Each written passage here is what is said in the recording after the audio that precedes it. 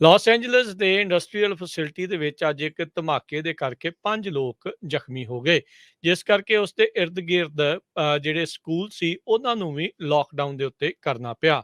Third street ਮੌਂਟਕਲੇਅਰ Las Angeles ਦੇ downtown ਤੋਂ 33 ਮੀਲ ਪੂਰਬ ਵਾਲੇ ਪਾਸੇ ਈਸਟ ਵਾਲੇ ਪਾਸੇ ਨੂੰ ਹਾਂ, ਜਿੱਥੇ ਸਵੇਰੇ 9:15 ਵਜੇ ਇਹ ਧਮਾਕਾ ਹੋਇਆ ਆ। ਕਹਿੰਦੇ ਵੀ ਇਸ ਐਕਸਪਲੋਜਨ ਤੋਂ ਬਾਅਦ ਦੇ ਵਿੱਚ ਜਿਨ੍ਹਾਂ ਨੂੰ ਫੱਟੜ ਜਿਹੜੇ ਹੋਏ ਸੀ ਉਹਨਾਂ ਨੂੰ ਅੱਗ ਲੱਗੀ ਆ, ਬਰਨਸ ਸੀਗੀਆਂ ਤੇ ਸ਼ਾਰਪ ਨਾਲ ਜਿਹੜਾ ਆ ਉਹਨਾਂ ਦੇ ਵੱਜਾ।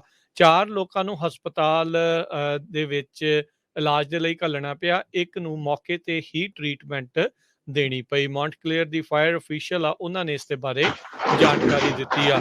ਮੈਟਲ ਰੀਸਾਈਕਲਿੰਗ ਯਾਰਡ ਕਹਿੰਦੇ ਆ ਵੀ ਇਹ ਲੱਗ ਰਿਹਾ ਆ ਜਿੱਥੇ ਇਹ ਧਮਾਕਾ ਹੋਇਆ ਆ। ਓਨਟਾਰੀਓ ਮੌਂਟਕਲੇਅਰ ਸਕੂਲ ਡਿਸਟ੍ਰਿਕਟ ਦੇ ਵਿੱਚ ਇਹ ਸੀਗਾ। ਸਕੂਲਾਂ ਨੂੰ ਕੋਈ ਨੁਕਸਾਨ ਨਹੀਂ ਪਹੁੰਚਿਆ, ਪਰ ਇੱਕ ਟਾਈਮ ਦੇ ਉੱਤੇ ਪ੍ਰੀਕਾਸ਼ਨਰੀ ਲਾਕਡਾਊਨ ਇਹ ਸਕੂਲ ਡਿਸਟ੍ਰਿਕਟ ਦੇ ਵਿੱਚ करना ਪਿਆ। जी, अगली खबर पर चलिए।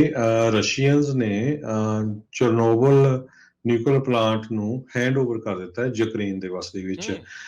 ਚੇਰਨੋਬਿਲ ਨਿਊਕਲੀਅਰ ਪਾਵਰ ਪਲਾਂਟ ਦੇ ਉੱਤੇ ਫਰਵਰੀ 24 ਨੂੰ ਹੀ ਰਸ਼ੀਅਨ ਫੋਰਸਾਂ ਨੇ ਕੰਟਰੋਲ ਕਰ ਰਿਹਾ ਸੀ, ਤੇ ਹੁਣ ਇਹ ਵੀ ਪਤਾ ਲੱਗਿਆ ਵੀ ਜਿਹੜੇ ਫੌਜੀ ਉੱਥੇ ਕੰਮ ਕਰ ਰਹੇ ਸੀ, ਟ੍ਰੈਂਚਸ ਪੁੱਟ ਕਰ ਰਹੇ ਸੀ, ਤੇ ਉਹਨਾਂ ਨੂੰ ਕੁਝ ਬਿਮਾਰੀਆਂ ਜਿਹੜੀਆਂ ਆ ਲੱਗ ਗਈਆਂ ਹੈਗੀਆਂ, ਉਹ ਜਿਹੜੀਆਂ ਕਿ ਨਿਊਕਲੀਅਰ ਦੇ ਨਾਲ ਰਿਲੇਟਡ ਹੈਗੀਆਂ ਆ। IAEA ਇਹ ਜਿਹੜੀ ਏਜੰਸੀ ਆ ਨਿਊਕਲੀਅਰ ਪਲਾਂਟਸ ਨੂੰ ਮੈਨੇਜ ਕਰਦੀ UN ਦੀ, ਸੋ ਉਹਨਾਂ ਨੇ ਦੱਸਿਆ ਵੀ ਹੁਣ ਯੂਕਰੇਨ ਦੀਆਂ ਫੋਰਸਸ ਦੇ ਕੋਲ ਵਾਪਸ ਇਹ ਉੱਥੇ ਦਾ ਜਿਹੜਾ ਨਿਊਕਲੀਅਰ ਪਲਾਂਟ ਆ ਉਹ ਆ ਗਿਆ ਹੈਗਾ। ਤੇ ਦੂਸਰੇ ਪਾਸੇ ਰਸ਼ੀਆ ਨੇ ਅੱਜ ਥ੍ਰੈਟ ਕਰਤਾ ਵੀ ਜੇ ਯੂਰਪ ਦੇ ਮੁਲਕ ਉਹਨਾਂ ਨੂੰ ਰੂਬਲ ਦੇ ਵਿੱਚ ਗੈਸ ਨਹੀਂ ਖਰੀਦਣਗੇ ਤਾਂ ਉਹ ਉਹਨਾਂ ਦੀ ਜਿਹੜੀ ਗੈਸ ਆ ਉਹ ਬੰਦ ਕਰ ਦੇਣਗੇ। ਜੀ, ਸੋ ਹੁਣ ਇਹ ਨਹੀਂ ਪਤਾ ਵੀ ਪੁਤਿਨ ਦੇ ਲਾਗੇ, ਜਿੱਦਾਂ ਤੁਸੀਂ ਪਹਿਲਾਂ ਵੀ ਜ਼ਿਕਰ ਕੀਤਾ ਸੀ ਵੀ ਉਸਨੂੰ ਗਲਤ ਹੀ ਪਿਕਚਰ ਜਿਹੜੀ ਉਹ ਪੇਂਟ ਕਰਕੇ ਦੱਸੀ ਜਾ ਰਹੀ ਸੀ ਵੀ ਚੱਕਰ ਹੀ ਕੋਈ ਨਹੀਂ ਆ,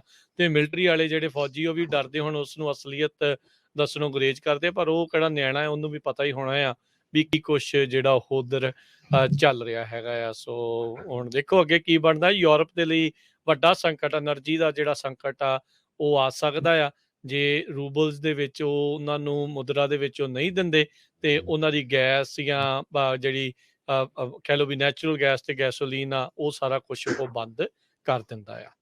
ਅਗਲੀ ਜਿਹੜੀ ਹਰਜੋਤ ਸਿੰਘ ਜੀ ਗੱਲ ਕਰਦੇ ਜਾਈਏ, ਅੱਜ ਬਹੁਤ ਸਾਰੇ ਸਕੂਲਾਂ ਦੇ ਵਿੱਚ ਵੱਖ-ਵੱਖ ਵਾਰਦਾਤਾਂ ਜਿਹੜੀਆਂ ਵਾਪਰੀਆਂ, ਜਿਹੜੀ ਕਿ ਚੰਗੀ ਗੱਲ ਨਹੀਂ ਹੈਗੀ।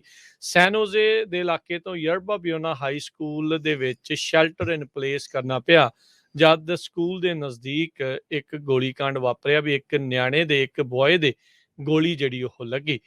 ਦੱਸਿਆ ਜਾ ਰਿਹਾ ਵੀ ਜਿਸ ਦੇ ਮੁੰਡੇ ਦੇ ਇਹ ਗੋਲੀ ਲੱਗੀ ਆ ਉਹ ਬਚ ਤਾਂ ਜਿਹੜਾ ਹੋ ਜਾਊਗਾ। ਪੁਲਿਸ ਨੇ ਤੁਰੰਤ ਕਾਰਵਾਈ ਕਰਦੇ ਹੋਏ ਕਹਿੰਦੇ ਵੀ ਜਲਦੀ ਹੀ ਗ੍ਰਿਫਤਾਰੀ ਵੀ ਪਾਈ ਆ, ਤੇ ਜਿਸ ਦੇ ਨਾਲ ਗੋਲੀ ਕਥਿਤ ਤੌਰ ਦੇ ਉੱਤੇ ਚਲਾਈ ਗਈ ਆ ਉਸ ਬੰਦੂਕ ਨੂੰ ਵੀ ਜ਼ਬਤ ਜਿਹੜਾ ਉਹ ਕਰ ਲਿਆ। ਤਕਰੀਬਨ 11:15 ਵਜੇ ਜਿਹੜਾ ਇਸ ਯਰਬਾ ਬਿਓਨਾ ਹਾਈ ਸਕੂਲ ਦੇ ਨਜ਼ਦੀਕ ਇਹ ਗੋਲੀकांड ਵਾਪਰਿਆ ਹੈਗਾ ਆ। ਸੋ ਤੇ ਉਸ ਤੋਂ ਬਾਅਦ ਦੇ ਵਿੱਚ 2 ਘੰਟਿਆਂ ਤੋਂ ਬਾਅਦ 'ਚ ਹੀ ਪੁਲਿਸ ਨੇ ਇੱਕ ਸਸਪੈਕਟ ਨੂੰ ਗ੍ਰਿਫਤਾਰ ਕਰ ਲਿਆ ਸੀਗਾ, ਤੇ ਫਿਰ 1:15 ਵਜੇ ਯਰਬਾ ਬਿਓਨਾ ਹਾਈ ਸਕੂਲ ਦੇ ਵਿੱਚ ਜਿਹੜਾ ਇਹ ਸ਼ੈਲਟਰ ਆਰਡਰ ਸੀਗਾ ਉਸ ਨੂੰ ਉਠਾ ਲਿਆ ਗਿਆ ਸੀਗਾ। ਸੋ ਬਹੁਤ ਸਾਰੇ ਨਿਆਣਿਆਂ ਨੇ ਤੁਰੰਤ ਫਿਰ ਆਪਣੇ ਘਰਦਿਆਂ ਨੂੰ ਜਿਹੜੀਆਂ ਕਾਲਾਂ ਕੀਤੀਆਂ, ਤੇ ਘਰ ਦੇ ਅੱਜ ਕੱਲ੍ਹ ਸਕੂਲ ਤੋਂ ਕੋਈ ਕਾਲ ਆਵੇ, ਨਿਆਣਿਆਂ ਤੋਂ ਕੋਈ ਇੱਦਾਂ ਦੀ ਕਾਲ ਆਵੇ ਤਾਂ ਉਹ ਦਹਿਲ ਜਾਂਦੇ ਨੇ, ਡਰ ਜਾਂਦੇ ਨੇ ਵੀ ਖੌਰੇ ਪਤਾ ਨਹੀਂ ਕਿੱਦਾਂ ਦੀ ਮਾੜੀ ਘਟਨਾ ਵਾਪਰ ਗਈ ਹੋਵੇ।